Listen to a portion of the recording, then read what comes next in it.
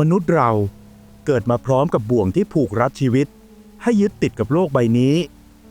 ดังเช่นโครงสี่สุภาพมุ่งสอนให้ผู้คนเห็นความเป็นจริงบนโลกและสัจธรรมของชีวิตตอนหนึ่งว่ามีบุตรห่วงหนึ่งเกี้ยวพันคอทรัพย์ผูกบาทาคลอหน่วงไว้ภริยาเยี่ยงอย่างปอรึงรัดมือนาสามห่วงใครพ้นได้จึงพ้นสงสาร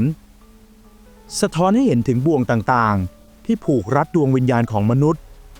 ผู้ไม่สามารถละวางซึ่งกิเลสปรารถนาและหน้าที่ในห่วงทั้งสามนี้ย่อมไม่สามารถไปสู่สุคติได้เช่นเดียวกับดวงวิญญาณของคุณมิ้วซึ่งเคยมอบประสบการณ์ขนหัวลุกให้กับผมเมื่อหลายปีก่อนตอนนั้นผมเพิ่งเรียนจบมหาวิทยาลัยและกำลังอยู่ในช่วงวิ่งหางานทำตั้งแต่เช้าจรดค่ำแต่ก็ยังไม่ได้งานกระทั่งป้าของผมถูกตรวจพบว่าเป็นซีสต์ในรังไข่จำเป็นจะต้องเข้ารับการผ่าตัดเปิดหน้าท้องเพื่อตัดรังไข่ทั้งสองข้างออกลูกชายของป้าซึ่งมีศักดิ์เป็นลูกพี่ลูกน้องกับผมจึงจ้างให้ผมไปช่วยนอนเฝ้าแม่เขาที่โรงพยาบาลจนกว่าหมอจะอนุญาตให้พาคนไข้กลับมาพักผ่อนรักษาตัวต่อที่บ้านได้ผมเองก็กำลังรับจ้างทำงานจิปาถะทุกชนิดเพื่อเอามาใช้เป็นทุนในการเดินทางไปสมัครงานและสัมภาษณ์ตามบริษัทต่างๆจึงตกลงรับปากโดยไม่ต้องเสียเวลาคิดโดยเก็บข้าวของส่วนตัวเท่าที่จำเป็นใส่กระเป๋าเป้ไปอยู่ที่โรงพยาบาลกับป้าตั้งแต่วันตรวจร่างกายก่อนเข้ารับการผ่าตัดแทนลูกพี่ลูกน้องของผมซึ่งติดงานอยู่ที่ต่างประเทศทำให้ไม่สามารถกลับมาได้ทันวันผ่าตัดแต่เขาก็ได้จัดการจองห้องพักฟื้นแบบ VIP เอาไว้เพื่อที่ป้าจะได้พักผ่อนหลังผ่าตัดแบบไม่ต้องมีเสียงรบกวนเหมือนเวลานอนห้องเตียงรวมนอกจากนี้ผมก็ยังสามารถนอนเฝ้าป้าเวลากลางคืนที่ห้องได้อย่างสะดวกคืนแรกที่นอนเฝ้าป้าซึ่งนอนหลับสนิทจากฤทธิ์ยานั้นผมกลับนอนลืมตาโพลงคงเพราะรู้สึกแปลกที่แปลกทางหลังจากพยายามทำทุกวิธีการให้หลับแต่ไม่มีวิธีไหนได้ผลผมจึงตัดสินใจเดินออกจากห้องพักฟื้นไปตามโถงทางเดินสีขาวที่ทอดยาวไปจนสุดอีกฝั่งของตึกจนมาหยุดยืนเก้ๆกังๆหน้าลิฟต์ที่อยู่ตรงกันข้ามกับเคาน์เตอร์พยาบาลของวอร์ดศัลยกรรมเพราะตัดสินใจไม่ได้ว่าจะลงไปเดินเล่นข้างล่างหรือเดินย้อนกลับไปฝืนตาข่มนอนในห้องต่อดีทันใดนั้นเสียงของผู้หญิงคนหนึ่งก็ร้องทักมาจากข้างหลังว่ามีเรื่องอะไรให้ช่วยหรือเปล่าคะผู้หญิงคนนั้นไม่ใช่ใครอื่นเธอเป็นนางพยาบาลชุดขาวที่ส่งยิ้มพิมพ์ใจมาให้ผมจากหลังเคาน์เตอร์เปล่าครับพอดีผมนอนไม่หลับเลยออกมาเดินเล่นผมรู้สึกผิดอยู่เหมือนกันที่ออกมาเดินเล่นเอาดึกดื่นขนาดนี้ไม่รู้ว่าเสียงฝีเท้าของผมจะไปดังรบกวนเวลานอนของใครบ้างแล้วคุณพยาบาลอยู่เวรดึกคนเดียวเหรอครับผมอดถามเธอกลับไม่ได้เพราะผมไม่เห็นมีคนอื่นนั่งทำงานอยู่หลังเคาน์เตอร์นอกจากเธอทว่าเธอกลับสายหน้าพยาบาลอีกคนไปเข้าห้องน้ำอยู่ค่ะคุณกลับไปที่ห้องผู้ป่วยดีไหมคะฉันกำลังจะออกไปเดินตรวจพอดีนั่นทำให้ผมสังเกตเห็นว่ามีรถเข็นใส่อุปกรณ์การแพทย์มากมายอยู่ใกล้ตัวเธอผมไม่รู้หรอกว่ามันมีอะไรบ้างแต่ที่แน่ๆคือเห็นกล่องใส่เครื่องวัดความดันแบบปั๊มลมผมจึงพอเข้าใจว่าเธอหมายถึงอะไรและรีบขอตัวกลับห้องตามคำแนะนำของเธอไม่นานหลังจากนั้นเสียงรถเข็นดังเอี๊ยดอาร์ตก็มาหยุดอยู่หน้าประตูห้องผมตามด้วยเสียงเคาะประตูและประตูที่เปิดเข้ามาพร้อมร่างของพยาบาลคนสวยที่ผมคุยด้วยเมื่อกี้ผมจึงรีบผุดลุกขึ้นทักทายเธอเรามีโอกาสได้พูดคุยกันเกี่ยวกับอาการป่วยของญาติผมไม่น้อยระหว่างที่เธอทำการวัดไข้และตรวจความดันตามหน้าที่จากที่ได้คุยกันเธอเป็นพยาบาลที่น่ารักมากทีเดียวมันจึงไม่แปลกเลยที่ผมจะเริ่มตั้งตารอให้เวลาผ่านไปจนถึงตอนที่เธอเข้าเวรเรามักจะเจอกันในเวลาเดิมเสมอแล้วทุกครั้งที่เจอผมก็มักจะเห็นเธออยู่คนเดียวตามลำพัง จนกระทั่งล่วงไปถึงวันที่5อาการป่วยของป้าก็เริ่มดีขึ้นเมื่อลูกพี่ลูกน้องผมกลับมาเยี่ยมแม่ของเขาผมเลยปลีกตัวออกมาเดินเล่นกินลมชมวิวสำรวจโรงพยาบาลหลังไม่ได้ออกไปไหนไกลเกินกว่าร้านสะดวกซื้อใต้ตึกเกือบทั้งอาทิตย์กว่าจะรู้ตัวอีกทีว่าเดินมาไกลเพียงใดก็ตอนที่ท้องร้องโครกครากเพราะกลิ่นอาหารหอมๆที่ลอยมาจากโรงอาหารในโรงพยาบาลผมจึงตัดสินใจแวะเข้าไปมองหาของกินอย่างอื่นนอกจากอาหารแช่แข็งที่มีโซเดียมสูงจนน่ากลัวเพราะอาจจะทำให้ผมร่วงหมดหัวได้อาหารในร้านค้าสวัสดิการของโรงพยาบาลน่ากินมากทั้งสดใหม่ทั้งสะอาดและอร่อยกระทั่งมีเสียงพ่อค้าแม่ค้าที่นั่งกินข้าวอยู่บนโต๊ะติดกันลอยมาถึงหูผมและผมก็คงจะไม่สนใจอะไรเลยถ้าเรื่องที่พวกเขาคุยกันนั้นไม่ใช่เรื่องลี้ลับในโรงพยาบาลที่ไม่ว่าใครก็ไม่อยากได้ยินโดยเฉพาะผมที่เป็นชมรมคนกลัวผีถึงขั้นเคยล้มลุกคลุกคลานหนีกลับบ้านเพียงเพราะตาฝาดเห็นใบตองแห้งที่สายไปมาตามแรงลมเป็นผีกำลังโบกมือมาแล้วดังนั้นเมื่อมีคนในพื้นที่มาเปิดประเด็นคุยเรื่องนี้ใกล้ๆผมก็อดตั้งใจฟังที่เขาพูดกันไม่ได้น่ากลัวมากเลยนะมึง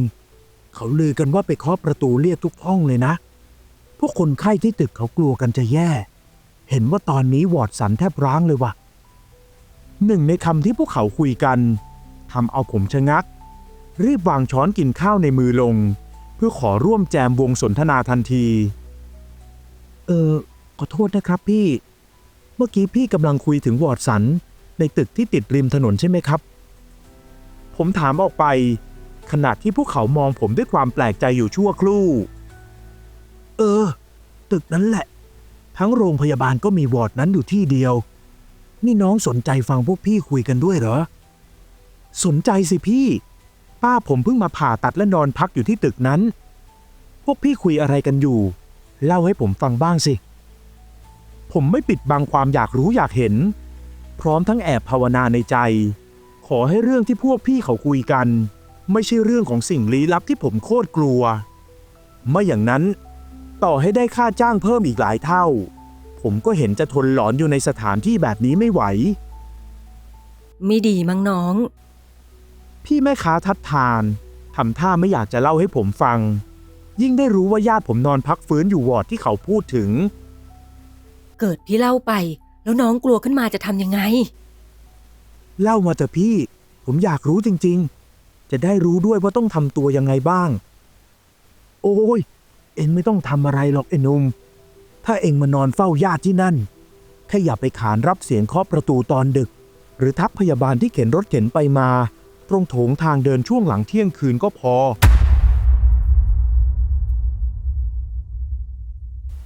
คำพูดของพี่พ่อค้าทำให้ผมนึกสงสัยแล้วมันไปเกี่ยวอะไรกับพยาบาลล่ะพี่ปกติพยาบาลเขาก็มาวัดไข้วัดความดันตอนดึกอยู่แล้วไม่ใช่เหรอทำไมถึงต้องห้ามทักด้วยแม่เอ็งนี่ถามเยอะจริงเชียวพี่พ่อค้าคนเดิมบ่นขึ้นแต่ก็ยอมเบาเสียงลงแล้วเล่าให้ผมฟังตามที่ขอเมื่ออาทิตย์ก่อนมีพยาบาลที่วอร์ดนั้นถูกฆ่าตายเห็นว่าโดนโจรมันดักจี้ตอนกลับบ้านพอไม่ยอมยื่นของให้และร้องขอความช่วยเหลือโจรมันเลยเอามีดกระซวกเข้าให้พวกหมอและพยาบาลที่นี่เขายังเหมารถตู้ไปงานศพกันอยู่เลยพี่เห็นอยู่พี่เขาเล่าเสียจนเห็นภาพในขณะที่ผมเริ่มจะนั่งไม่ติดเก้าอี้อุตส่าห์คิดว่าจะไม่เจอผีเพราะโรงพยาบาลก็อยู่ไม่ห่างจากวัดแถมตึกที่ป้าผมพักก็อยู่ไกลจากตึกห้องดับจิตแต่ดันมามีเรื่องพยาบาลถูกฆ่าตายซะได้เผาไปแล้วแถมตายที่อื่นอีกมันก็คงไม่มีอะไรเกี่ยวกับโรงพยาบาลนี่พี่และทำไมพี่ต้องห้ามผมทักพยาบาลในตึกตอนหลังเที่ยงคืนด้วยล่ะอุบะเอ็งนี่ไม่รู้อะไรเสียแล้วเพราะคุณมิ้วเขาตายที่นั่นแต่ไม่รู้ตัวนะสิวิญญาณถึงได้มาเข้าเวรดึกและเดินตรวจคนไข้ทุกคืนพวกคนไข้เก่าและหมอกับพยาบาลที่นี่เขาผวากันไปหมดที่ตึกมันก็เงียบลงทุกวันเพราะคนไข้พากันย้ายออก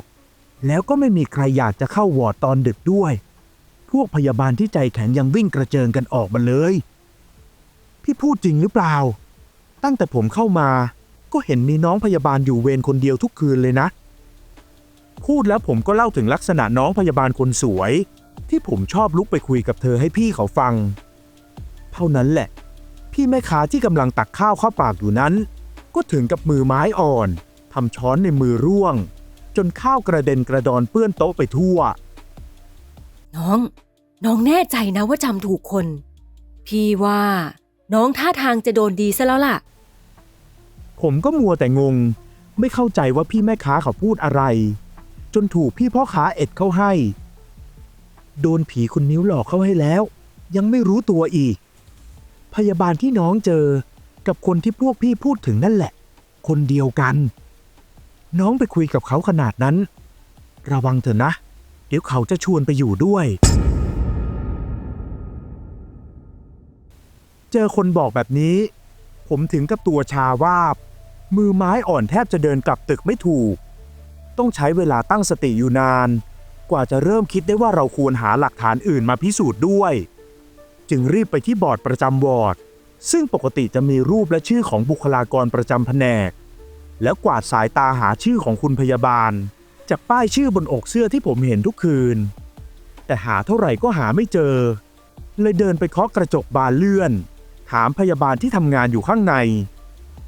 แต่เพียงแค่เอ่ยชื่อจริงของคนที่ผมพบทุกคืน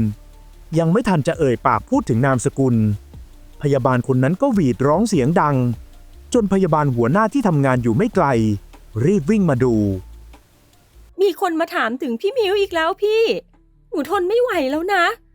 ขืนเป็นแบบนี้ทุกวันต้องประสาทกินแน่ๆคำฟ้องทั้งน้ำตาบ่งบอกว่าสิ่งที่ผมกำลังตามหาทำให้เธอหวาดกลัวหัวหน้าพยาบาลจึงไล่ให้เธอไปพักและสงบสติอารมณ์ก่อนจะเข้ามาพูดคุยกับผมต่อคุณเป็นญาติคนไข้ห้อง514ไม่ใช่เหรอคะมาถามหามิ้วทำไมคือเมื่อคืนก่อนผมเจอเธอตอนเข้าเวรดึกก็เลยคุณคะพยาบาลที่คุณถามถึงเขาไม่อยู่ที่นี่แล้วดิฉันขอตัวไปทำงานต่อนะคะหัวหน้าพยาบาลกล่าวแทรกด้วยสีหน้าซีดเผือดแม้ใช้ถ้อยคำที่สุภาพแต่การพูดตัดบทสนทนาอย่างคลุมเครือของเธอก็ทำให้ผมหวั่นใจว่าคำพูดของพ่อค้าแม่ค้าที่โรงอาหารจะเป็นเรื่องจริงตลอดช่วงเวลาบ่ายที่เหลือผมจึงหาสาเหตุสารพัดอย่างเพื่อขอตัวกลับบ้านแทนที่จะนอนเฝ้าป้าตามที่เคยตกลงแต่ก็ไม่สามารถจะหนีกลับไปได้เพราะลูกพี่ลูกน้องของผมขอร้องไว้ส่วนผมก็เป็นคนใจอ่อนผลสุดท้ายจึงต้องมานอนค้างอยู่ที่โรงพยาบาลอยู่ดีกระนั้นก็ไม่ลืมยกมือไหว้อัญเชิญสิ่งศักดิ์สิทธิ์ทั่วสากลโลกที่ผมเคารพบูชามาช่วยปกปักคุ้มครองผม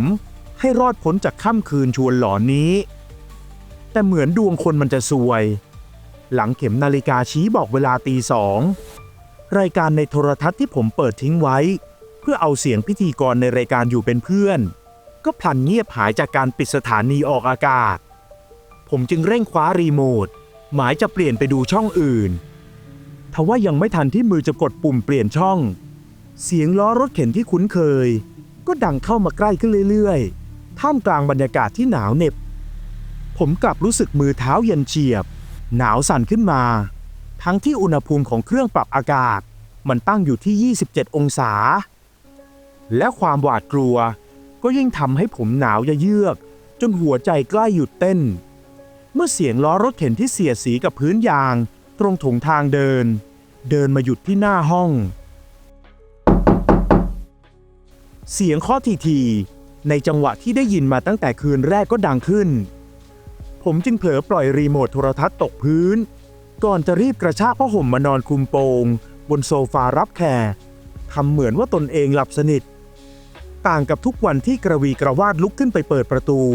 ให้คุณพยาบาลเข้ามาวัดไข้และความดันของป้าในใจก็คอยสวดมนต์ท่องบทอิติปิโสผิดๆถูกๆจนเสียงเคาะประตูเงียบหายไปพักหนึ่งตอนนั้นน่าจะเป็นช่วงเวลาที่ทรมานที่สุดในชีวิตผมไม่แน่ใจว่าตัวเองนอนขดตัว และพนมมือสวดมนต์อยู่ใต้ผ้าห่มนานเท่าใดสิ่งเดียวที่รู้คือผมนอนนิ่งเช่นนั้นนานพอที่จะคิดว่าเธอคงไปที่อื่นแล้วแต่ผมคิดผิด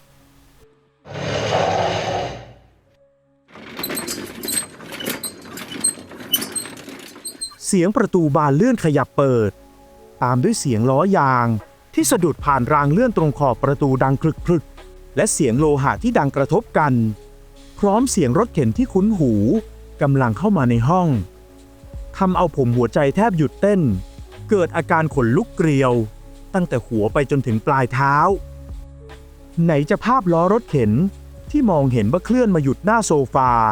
จากชายผ้าห่มที่ปิดไม่สนิทอีกยิ่งได้เห็นเต็มสองตาว่าปลายรองเท้าคัชชูสีขาวอันเป็นเครื่องแบบของพยาบาลขยับเดินมาทางผมตามด้วยเสียงที่ผมกล้าสาบานว่าจำได้ขึ้นใจว่านั่นคือเสียงของคุณมิ้วพยาบาลสาวที่ถูกฆ่าตายและคุยอยู่กับผมทุกคืนตลอด5 วันที่ผ่านมาแปลกจังนึกว่ายังตื่นอยู่ซะอีกเมื่อกี้ยังได้ยินเสียงของตกอยู่เลยเสียงพึมพำที่ดูผิดหวังนั้นคงจะกล่าวถึงตัวผมและไม่ทันไรผ้าห่มผืนบางที่เป็นเหมือนกำแพงขั้นกลางระหว่างผมกับเธอก็ถูกเปิดออกพร้อมกับใบหน้าของเธอที่ก้มมาจ้องมองผมในระยะประชิดทำเอาผมถึงกับสติแตกเพราะใบหน้าที่โน้มลงมาใกล้นั้นมันไม่ใช่ใบหน้าที่สวยหวานอย่างทุกวันที่เคยเห็นทว่าเป็นใบหน้าที่เน่าเฟะเต็มไปด้วยน้ำเลือดและน้ำหนองดูบวมฉุประหนึ่งสภาพของศพที่ขึ้นอืดเนื่องจากตายมาแล้วหลายวันและนั่นก็เป็นภาพสุดท้ายที่ผมจำได้ก่อนทุกอย่างจะดับวูบไปใช่ครับผมตกใจกลัวจนหมดสติจากเรื่องที่เกิดขึ้นกว่าจะรู้ตัวอีกทีก็ตอนอาจารย์หมอซึ่งเป็นหมอเจ้าของไข้ของคุณป้าผมพาพวกนักศึกษาแพทย์มาทำราวอร์ดเดินตรวจและถามไถ่อาการคนเจ็บตอนสายๆนั่นแหละสภาพผมเผ้าของผมยังตั้งชี้ต้อนรับคุณหมออยู่เลยดังนั้นจึงไม่ต้องถามต่อว่าผมจะยอมนอนเฝ้าป้าที่โรงพยาบาลต่อไหมเจอไปขนาดนี้จะอยู่ต่อไปทำไมล่ะครับผมคุยกับลูกพี่ลูกน้องให้ทำเรื่องส่งตัวป้าย้ายไปรักษาตัวที่โรงพยาบาลอื่นสถานเดียวไม่อย่างนั้นอย่าหวังว่าผมจะอยู่เฝ้าเพื่อรอให้คุณมิ้วมาชวนผมคุยในคืนถัดไปเลยครับ